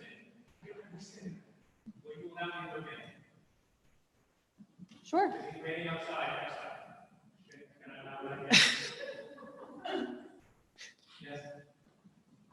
How much time do we have Mrs. left? for Endicott, public so comment? comfortable with that. That's fine. Again, he was. As asked long to as he leave maintains because of his proper behavior. decorum, yes, we're fine with that. Stacy, can I just, for those of us viewing, and I'm sorry. Go ahead, Mr. Chico. I didn't hear. I started hearing. Can you, wait, hold on 1 second. Mr. Straka, can you turn that up a little bit? Because I'm having a hard time hearing people that are on the screen. Is that possible? I can't see you behind the mask. I'm sorry. Can you try again, Mrs. DeChico? yes, I'm just. Okay, better. Thank you. Okay. Hopefully I'm not too loud. For those of us who are joining from home, it's very hard to hear the public comments when you're not using the microphone. And I know that I've seen Dr. Cry wiping it down and disinfecting it, but even if you could grab a microphone that isn't being used and hasn't been used, that would be very helpful because we can't. Okay, really and I should have been, I could have repeated as well for you to I hear. have a solution. I will be more than happy to not only disinfect the mic, but I will take it to people so they don't have to go up to the podium if that's what makes everybody comfortable. Well, I think the concern, which is a valid concern, is speaking into the same microphone that somebody else absolutely. just But that's the spoke reason into. masks on, it should be fine. Standing up there. Mrs. Endicott? Yes. While she's doing that, I have an email from Jeanette. I think I'm going to butcher the name, and I'm sorry.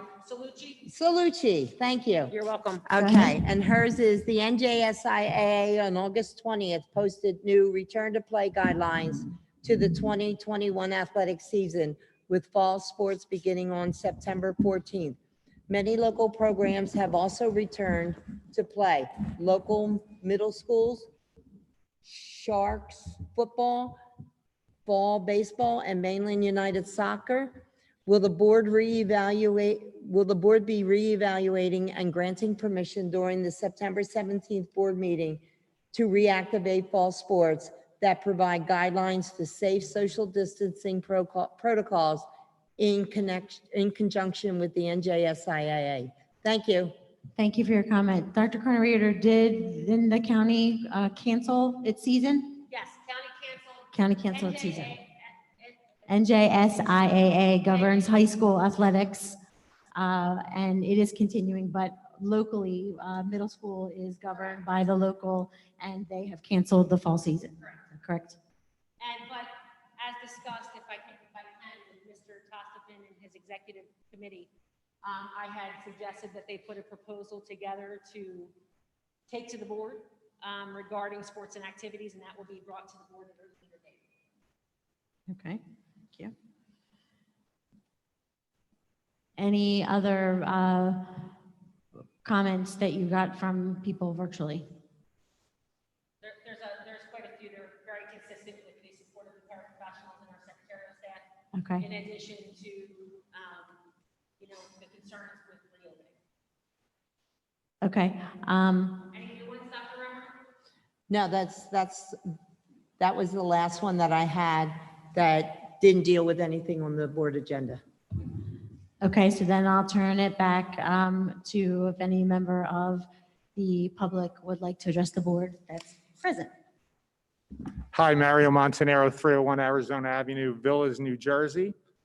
First of all, thank you, and thank you, Michelle, for cleaning and doing all kinds of different things. And first of all, I just wanted to speak. I didn't want to be silenced. So that's why, and I apologize for my behavior, but I do care about the health and safety of all of us, our children, you guys, these guys, everybody. So I've heard a lot of people talk about their job. Their job is to do this. Their job is to do that. We all have jobs, right? I have a job as a teacher. I'm also work for the NJEA. You all have jobs. And I want to thank Michelle. I want to thank everybody who contributed to all this reopening stuff. It has to be disastrous. It has to be so hard. And truly, from the bottom of my heart, I appreciate everything you do. And I appreciate the fact that Michelle has a job and she has to worry about the finances of the school. But then we have a school board. Your job is a little different. I know everybody keeps saying that your job is to, keep the taxpayers' interest in mind. That's really not your job. Your job, you have an obligation and an oath to the children of Summers Point. Plain and simple, today you have fired teachers who help the children of Summers Point. That's what they do. Not only have you done that, you have fired the fabric of your community. These are people who volunteer. They are taxpayers. They own properties. They've lived in this community. They have children in this community. Their children play with your children. So every time you do things, there's a price more than the mighty dollar. And I really, unfortunately, feel today we really did something that's going to be hard to walk back. I know I only have 3 minutes. Again, I want to thank, and I'll thank all the board members because I know this is a tough job for you too, and you guys don't get paid for this. I can't even imagine how much work you've put in.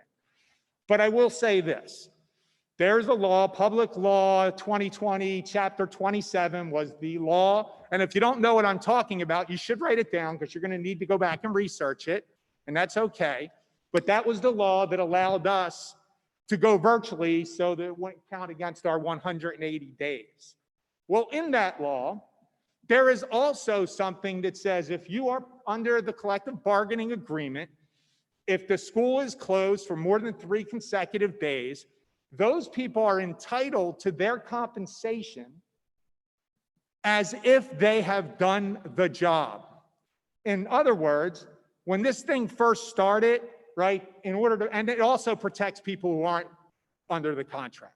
So if you wanted to just say, hey, look, I don't have any use for you people anymore because we're going virtual, you weren't able to do that. Well, that law has not sunset. That law has not expired. And I will leave you with this. Your job, because we talked about Michelle's job and my job and everybody else's job, your job in the board is not necessarily to always agree with Michelle or to always agree with people. Your job is to go into a back room, go through the various committees. I know that I heard this was in the finance committee, but was it in personnel committee? Did you guys really talk about this? But you should all table this. And you should make sure, one, that we're not going to cost the board money and ultimately and have to pay people anyway. And two, you should make sure that we do what's right. And I mentioned this maybe going out of here the first time. It's not a coincidence that there are 5 NJA members and people who are in public unions, service unions, and people in schools on this board. That is not an accident. You need to do what's right. You need to do what's right for the children. Thank you. 3 minutes, thank you. Any other members of the public like to address the board?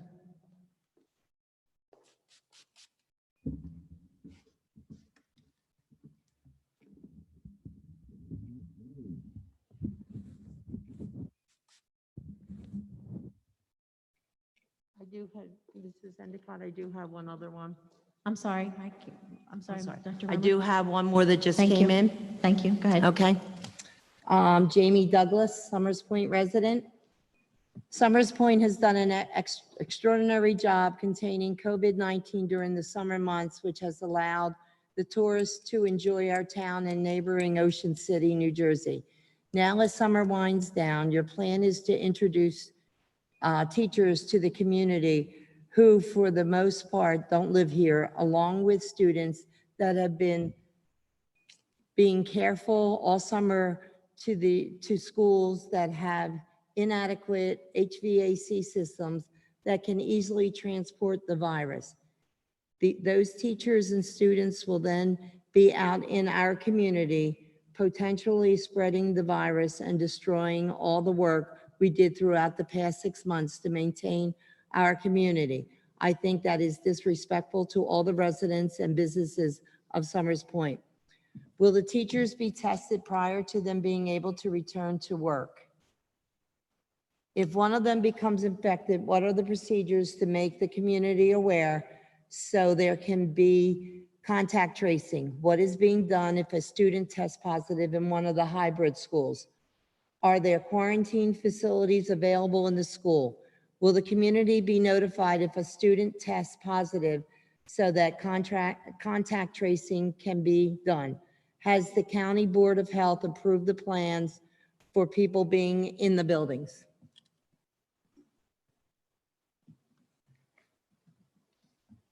Thank you. Any other public comment?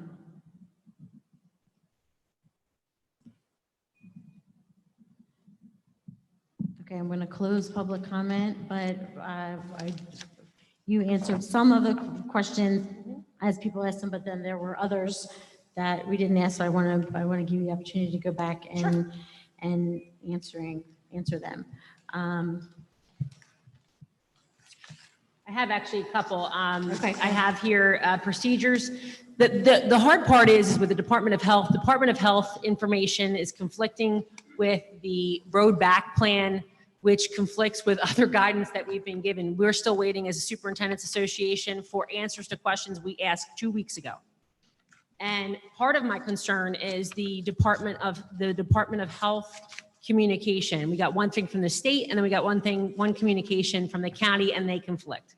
So here's my thought process on the testing positive. Teachers are required, any staff member is required to self-report. If they self-report that they are sick, that is something that we will take confidentially into consideration with our programs. Any 2 cases within a district that are not related in the same home or the same family requires the district to automatically shut down for a minimum of 3 to 5 days to have the Department of Health come in and do the contact tracing. So it's 2 cases within a district that are not related. That is something that is part of our plan. I'm still waiting on approval from the county on our final plan. As far as notification, we were told that we are not required to notify our families. I do not feel ethically and personally that that is appropriate, and I would do something to not necessarily identify a staff member or a student as having come down with COVID, but I would still make sure that there was a notification that there have been cases tested, that they have been positive cases. But that is not required of us, although I know that my association does not feel that that's responsible on our part. So I would still notify the community. And as far as our HVAC system, is Mr. Tossifin still here? Hi, Mr. Tossifin. I have given Mr. Tossifin the initial reports as far as the situation at New York Avenue. We are working on getting the report from our architect and our engineer about our systems. In addition, we also have, and Dr. Romer, feel free to jump in anytime you want. We have also hired Dr. Lynch, who is an industrial hygienist. He was here today to come in and take air samples in classrooms to make sure that we are testing for CO2 levels and anything that is in the air in our classrooms and our offices to ensure that we are safe when we open. Our buildings are safe. I have been here all summer. I have been here since it started. And as has Dr. Romer, as has quite a few of our administrators and our secretarial staff when we started phasing people back into the building. Our buildings are safe, but I am doing my due diligence as a superintendent of this district to make sure that I have people in these buildings checking them out. Perfect example, New York Avenue situation. That was not due to air quality. That was due to water intrusion. That's the mold. That's the mold situation. That is due to water intrusion. It was a small spot behind bookshelves. We pulled everything out. We remediated the classroom. We made sure that we were doing everything in our power to remediate the situation carefully and effectively. That situation has been taken care of. That report is with Mr. Tossifin as we speak. And MERV 13, so on that same question that you're answering, MERV 13 was a part of that question. Correct. But I do want to jump in about how the process was handled. The process was handled through our insurance company. What they did was they brought in two companies immediately, one to do air samplings in the 2 rooms that were affected. One was slightly affected. The bottom floor did have a little bit of mold. They made recommendations, they made suggestions. We then, through our insurance company, we hired a company that is noted in the area for remediation of mold. And they came in, yes, all the barriers were put up. If you were in New York Avenue, which Dr. Cry and I were every day, we would walk by the big fans that were going on, that were making sure that everything was contained within the area. They remediated it out. They took more air samples again, and reports were received on the air samples. It was requested by your president of your association. It was sent to him immediately, and it was closed up, and all the carpets in that building in New York Avenue were removed, not because of that, but that was the schedule of what we were doing for this summer. And that has been completed.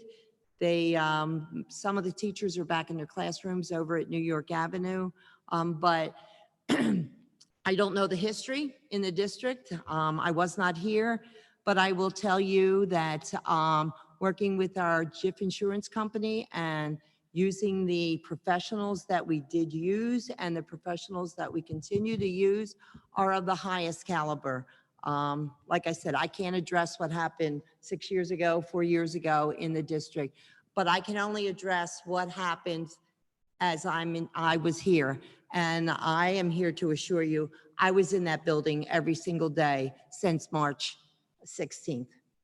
And also, just for the record as well, when we talk about our HVA systems, actually, Mr. Montanaro, I know is still here. Mr. Montanaro and the safety committee for the district met with me about a year ago. What did you say, Mario? Yeah, and expressed their concerns about the HVAC system and the ventilation, et cetera. One thing, is perfect example is that we're addressing things as needed is our chiller situation in our fourth grade wing. Right. We have a newer system that has had a third coil go down, and I'm not satisfied with repairing it. So we have purchased a chiller to ensure the climate and the temperature and the humidity in that wing is safe. And after air conditioning season is over, we plan on replacing it with a brand new unit just to make sure that we're in a good situation. Right, we didn't purchase, we rented. That's what I'm sorry. We Yeah, rented. Sorry. We didn't rented rent. We rented. so that we would be able to And this be is up in and Jordan running with the proper amount of airflow and the temperature and everything over at the fourth grade wing over at Jordan Road. I've heard that's been a situation that's been talked about a Since little I've bit. started. Well, we needed to step up and we took care of it. And it'll be taken care of in December. We'll have bid specs. The board will be talking about the finance committee along with the other committees. We'll be talking about putting bid specs out to replace, as Dr. Kreis said, that unit itself. We have contacted Carrier, who was the equipment that was placed in there. Our engineer and our architect have written letters. They are working on trying to get some sort of reimbursement to us since we've already had 2 coils and this is the third one go that the district has put money out for. There has been something placed out recently by Carrier that talked about the system. So please be aware that our engineer and our architect are working on this to see if it was in fact a defective piece of equipment that was put in the school district. In our situation with our filters are required to be changed. That's in the MERV twice- 13 question. Correct. Just for the public, but we're still answering the We're still one answering question questions. on the HVAC. And the last component of that question is the MERV 13 Correct. filters. So For- our system, and again, Dr. Romer, jump in anytime, but our system can only accommodate a MERV 8. Right. Filters are expected to be replaced in districts normally twice a year. We do ours every quarter, so we do it every 3 months. We replace the filters with MERV 8 filters in our systems. We cannot accommodate more than that. They don't fit, and they could also burn up our systems, which could cost the taxpayers of Summers Point an exorbitant amount of money if for some reason our systems burn up because they have the improper filter within them. But we do have MERV 8s in all of our buildings. Can you also, to piggyback on that MERV 8 versus MERV 13, what is the requirement from the state in terms of the type of filter that needs to be in the system? The state, if MERV 8 were not satisfactory to the Division of Facilities up at the State Department, the Department of Ed, and Bernie Paella, they would not have allowed the project to go forward. So MERV 8 is as being on Zoom county roundtable meetings with the rest of the business administrators. Everyone that was on the Zoom meeting this past week, everyone has MERV 8 filters in their systems. It was indicated to us that MERV 13 was the medical grade where you are running your systems 24 hours a day, 7 days a week.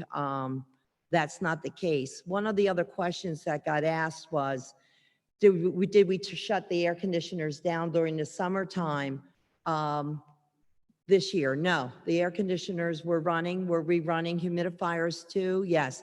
The reports that have come out of the system that Mr. Doran was able to provide indicates that our humidity levels were 55 or below, and that right now our air intake is at 10%, only because of it being during the summertime, because of the humidity level. If we open up, if we bring in more air intake right now, we'll have higher humidity levels. Usually he says about the middle of September, the beginning of October, we'll switch over to 20 to 25% air, natural air coming into the buildings. Thank you. Okay, I believe we answered that one question. That was the part about the HVAC. The next question was, if we're able to start hybrid, why would we be switching to remote? Well, really the reason would be is because we don't have the devices in district to go one-to-one. So that is, we need to provide instruction. If I was to push the school year back, we'd be at the end of June, beginning of July. If we started, we had the capability, we're hoping, and I'm going to be looking at Mr. Straka over there, we're hoping to be able to do grades 3 through 8 with Chromebooks. And then because of a situation with ordering, we had ordered enough Chromebooks to be one-to-one for the district, but then we received the delivery date of January of 2021. Well, that's not going to be effective. So then we had to quickly make other plans, and we put in an order with Apple because developmentally, Apple iPads are appropriate for our younger grade levels. And we are waiting for those devices to come in. We were hoping that they would be in sooner, but unfortunately, we're not getting them till the end, or we would be all remote.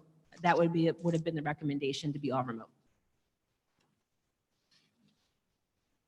Okay, thank you. The next question was for different type of specials or support staff that go between buildings. And I think this is an overall question, not just specifically with remote, but regards to the exposure regarding various environments if you're working in different buildings.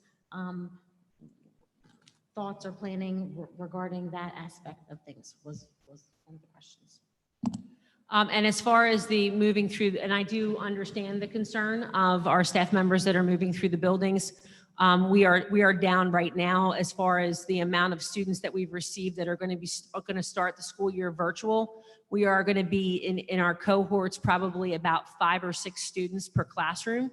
I'm allowing for a significant amount of social distancing and hoping that everybody does their due diligence with following, universal precautions, that we will be in a safe situation. So it's really following universal precautions and keeping social distance and hand washing breaks, et cetera. And we have all the supplies in the classrooms in order to make that happen. The next question was regarding working from home. If the district is moving to remote, why are staff not allowed to work from home?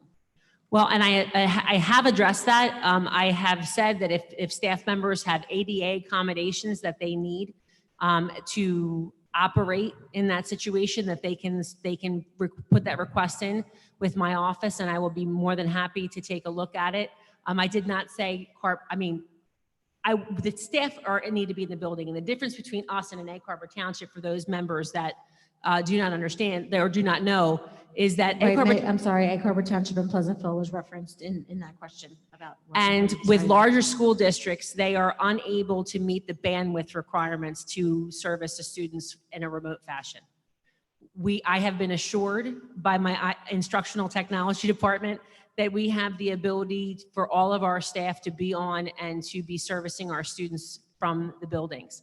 I do know that the other districts and my colleagues that I've talked to in other districts would have had all of their staff members in the building if they had that capability with the bandwidth, but they don't. So, and we do, and realistically, one of the things, hindsight, if I may, being 2020, is that we need to make sure that our students of Summers Point are a priority. Not that they weren't, but when you operate from your classroom versus operating, and I'm only speaking for myself, trying to operate on days with my son climbing on me, asking to be mommy IHOP, and I can't devote my full-time attention to my job, that makes it very difficult. And that's what we're trying to provide more consistency for our students by having our staff within the buildings. Thank you. The next question was regarding the 2020-2021 reallocation of stipend money, Stokes trip money, the paraprofessionals, that there was either a reduction in force or a reduction in hours. How is that money going to be reallocated? There is no set reallocation at this point because, as we've discussed earlier, Mr. Tossavin is working with the SPEA to make a proposal to the board for athletics and activities. In addition, we have, what our funds are. We still don't know what our final budget numbers are. That was just at 10 o'clock this morning that the governor made his announcement. And we will just, look at expenditures and what we have. I mean, we have a pretty tight budget as it is. So that's just not necessarily a reallocation at this point. Thank you. And the other question was on contact tracing. I think part of it was not only with the students, but even if the teachers are coming into the building, will they have to have their temperatures taken, answer a questionnaire, and will there be contact tracing? Screenings will be done by our staff and our families for the students. The nurses are working out those details right now in order to make sure all the forms and notifications are out there to the public. In addition, with contact tracing, that is on consultation from the Department of Health. So we are required to contact the Department of Health if there is a concern. They are supposed to be contacting us as well if they get a report before we do. Staff are to self-report, and families, we would get that notification should a positive test come back. I do know that athletics are experiencing some difficulties right now. I do know local high school districts currently have a lot of cases that are coming up. So realistically, we're hoping that our families and faculty will do their due diligence to make sure that we're aware of situations. Thank you. There are 4 other questions that were answered at the time that they were asked. Are there any board members? Did I miss anything regarding any? Is there anything that I missed? Dr. Dalton, was there anything that I missed? I'm sorry, I put you on the spot. I knew that you were taking notes too. I pretty sure we got to all the questions. I just wanted to make sure if there was a question that I did not get to, I want to make sure we answer it. Full transparency. Did I miss anything? I don't think so. I just wanted to be sure. Okay. Okay, board forum. Any members of the Board of Education like to speak? I'll go. Mr. Conover? I have a couple things, so bear with me. The first thing that I want to address is one of the things that Mario said, where he indicated or alluded that not to be a yes board member to everything that the superintendent recommends or puts in front of us. I took personal offense to that. I've been on this board for 6 years. I, along with 4 other board members, 3 of which were run out of here, 1 of which is still here, earned the illustrious nickname, the Evil 5, because we did not always agree with our superintendents. So I take personal offense to that. I don't know if that was directed at me, but, and those were 2 past superintendents that one ran out of here because he did not like being told no. The other one left because we hired Michelle. And he would not spit on me if I was on fire, in my opinion, if I saw him on the street. That's how much he hates me. So I took personal offense to that you said that I'm a yes board member. Okay. And I disagree with Michelle a lot. Absolutely. Absolutely. A lot in the short time that she's been here. So I just took offense to that. And one of the other things I wanted to say was the staff that's not here, the administrators that are not here, that assisted you in formulating who was being laid off, or who was being laid off, who was getting reduction in hours. Poor form, that they're not here to help you answer those questions. That's my personal opinion. They should be here. To the board members who voted yes to going all virtual, I was unable to vote. I was remote and I lost connection. I could not vote on that. I would have voted no. That's just my personal opinion. And I would have voted no. One of the reasons I would have voted no is because I knew that these reductions in staff were a possibility if we went all virtual. So to the board members who voted no or abstained on the vote for temporary elimination and reductions or form. You voted yes to virtual. You knew this was going to happen. And the only other thing I can say is this is one of the reasons why I'm not running again. Because you're damned if you do, you're damned if you don't. It's like having 3 children. I want 3, my wife doesn't. We have 2. It's like having 3 children. You have the teachers, you have the administration, and you have the public. You're not going to please everybody. So you're down to 1 evil 5 after this year. That's it. I appreciate your comments, Mr. Conover. Thank you. Any other members of the board like to speak? I also think that there are no good choices in this situation with this COVID. So no matter what we do, it isn't perfect and it isn't the way that the school would like to be run. So unfortunately, this is where we're finding ourselves. Thank you, Dr. Dalton. Any other members of the board like to speak?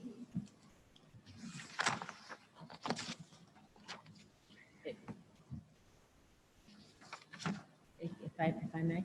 Oh, Dr. Carney Rader would like to speak. Just to your point, as far as your darn if you do and darn if you don't, there are no perfect situations, but I am trying to operate in the best interest of everyone involved in the district. My colleagues and I have said it is a lose-lose situation. I have to make the hard decisions. Listen, I heard my Renaissance stuff and climate and culture being directed at me, and I get it. I totally get it. I believe in climate and culture. I believe in a positive environment. It is very difficult in this situation to maintain a positive environment, but I did not create COVID. I did not create this situation, and I'm doing the best I can with my staff, my administrators, and the Board of Education to do what's best for this community. So I understand. And I understand that I chose this position to be the face of the district, and sometimes I'm going to have a target on my back, and it just is what it is. But I'm trying to do what's best for all of you. I think it's also important to note that Michelle has received almost no support from the state, from the Board of Health. The state and the Board of Health have pretty much gone, you're on your own, figure it out. On this. And like I said, I disagree with Michelle a lot.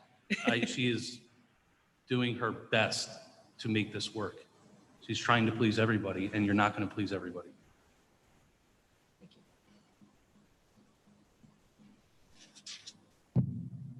I'll just close with the Board of Education has a duty to our students, to our teachers, our staff. We represent the community, and we also have a duty to our taxpayers. So it's important for us to address all of those components. And like Dr. Dalton said, sometimes we're faced with decisions that it's no matter which way you look at it, it's just not a good, it's just not a good decision, but it's up to us to make them. Any other members of the board have any comments? This is Alice. I just want to thank everyone who came out to let us know how they felt. I feel terrible that we can't please everybody, but what we're trying to do is to have the best and safest education possible for the students while making sure that fiscally we're being responsible. We don't know what's going to be happening. in the next week, in the next 6 months, we don't know. And we're trying our darndest to make sure that it is safe for your children. But at the same time, we need to make sure that we're maintaining some fiscal responsibility. And I had children in the Summers Point School District. They're grown now. I know how much the teachers and the paraprofessionals are dedicated to all of our kids, and I cannot thank them enough. Our city would not be what it is without them.